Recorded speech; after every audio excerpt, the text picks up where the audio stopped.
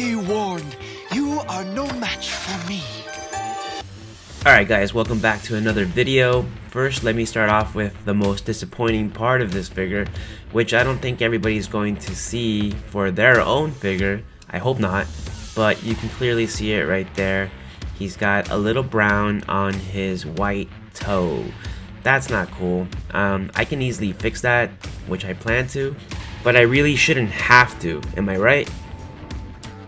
If you guys are as much a fan as I am of the cartoons for the Turtles, you'll know who he is. Usagi Yojimbo. He's a badass bunny from another dimension. He is a badass and he took on all the Turtles, and well, to be honest, I don't remember him that much, but I do remember him enough to want to get him. He is $35 at Walmart, but you really cannot find them for that price now. You'll be lucky to do that, but you know, look around. Walmart I think has them right now for $36. That's not bad. I really do like the Neca boxes, but like every other box except maybe the Mescos, it's going in the trash. But here you have a little bio of how he came about. Turtle guards, eh? I suppose the Shogun's cowardly son, Lord Bisen, sent you. He was accidentally brought into the Turtles dimension where he proceeded to kick everybody's butt except Master Splinter. So this little lizard here, I don't remember at all, but I think it's pretty cool little accessory.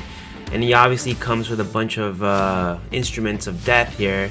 Lots of swords, lots of sharp things. I think it's pretty cool that he comes with so many accessories, and it's even cooler that he actually can put them in his hands nicely and they won't fall off like a bunch of other figures that I've seen. So for $35, this guy's a pretty good deal because look at all these accessories that he comes with. This hat though is a little difficult for it to stay on him.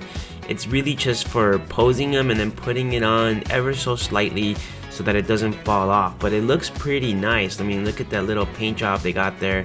It is nice. He also comes with a way to put his swords away so they don't cut you or anybody else. I think that's a pretty cool touch.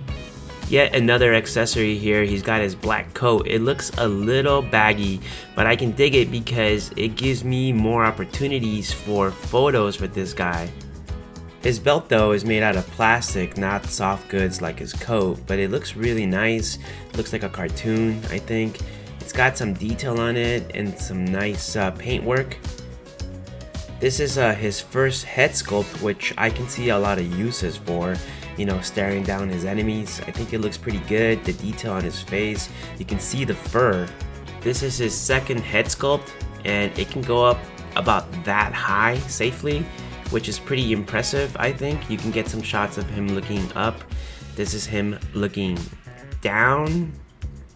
This is how far he can look to his right hand side, which is pretty impressive. I think you can get a lot of nice shots like that. And finally to his left. Overall, I'm really happy with this figure. I think the detail looks great. I think I can get him to articulate in a lot of ways to get a lot of different photos. Yeah, I think he's good. He's worth it. So he comes with 3 pair of hands. One are his open hands. The other set of hands are for his weapon holding hand to his right and punching to his left. The third set of hands, he holds the weapon on his left hand side and punches you with his right hand. I'm not actually sure how I would use his open hands like that, except maybe to say stop. I don't know, but I like his weapon holding hands a little bit more, just because, you know, you can pose him in different ways, holding his swords or all the accessories that he comes with. But overall, I think it's nice to have open hands. So you can see him holding a weapon here, and the way it fits into the hand it's nice. You don't have to squeeze it in there like you feel like you're going to break it. There's been other figures that I've handled where I'm like, I have to be really careful with them and I have to use that heat gun thing to soften it up a little bit, and I hate using that. I feel like it should go in there nicely and stay in there nicely without having to use a heat gun.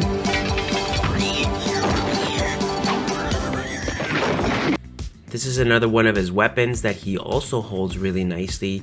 So you can kind of see here that the possibilities are pretty nice for you to create really nice pictures with him, and which is ultimately what I would want him for.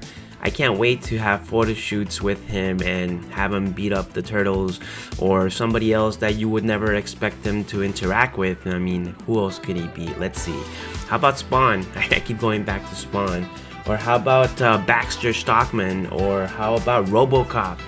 You know, the possibilities are kind of endless. I suppose you want to know how his arms articulate, right? Well, this is how his arms extend out. It's got good range. It can't go that much further up because of the way his coat or his shirt kind of blocks it. But it's pretty nice. His arm swivels at his bicep there and his shoulder. So you get some good range here.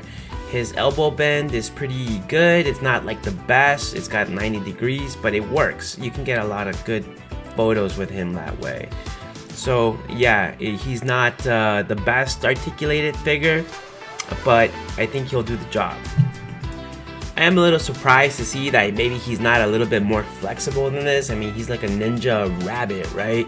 So I would expect him to do the splits or close to it. You can still get a lot of nice pictures like this for sure, but maybe a little bit more articulation would have been better there. His knees, they bend as much as his elbows, about 90 degrees. It's not bad.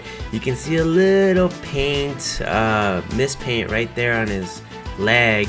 It's not that bad, but when you have close-up shots like this, it looks like it's way bigger than what it actually is. But that's the point of me having these macro shots, because I want you to see every little bit detail on this figure, as opposed to somebody using a GoPro or a phone, right? Like, hey, can you see this? Is it in focus? No, this is in focus. This is close up. You can see everything. I put a lot of effort into these videos. If you can subscribe, that would be great.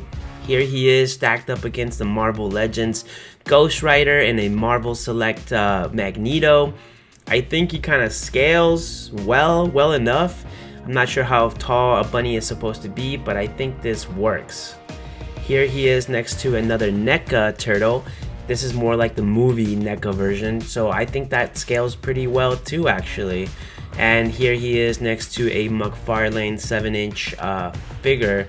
So I feel like Yojimbo here is one of those figures that can scale to just about anything, and that's not true of any figure. And I know it's important to be able to scale figures, so for that and the price and the accessories, this guy is completely worth it, even if you get him at a little bit more than retail.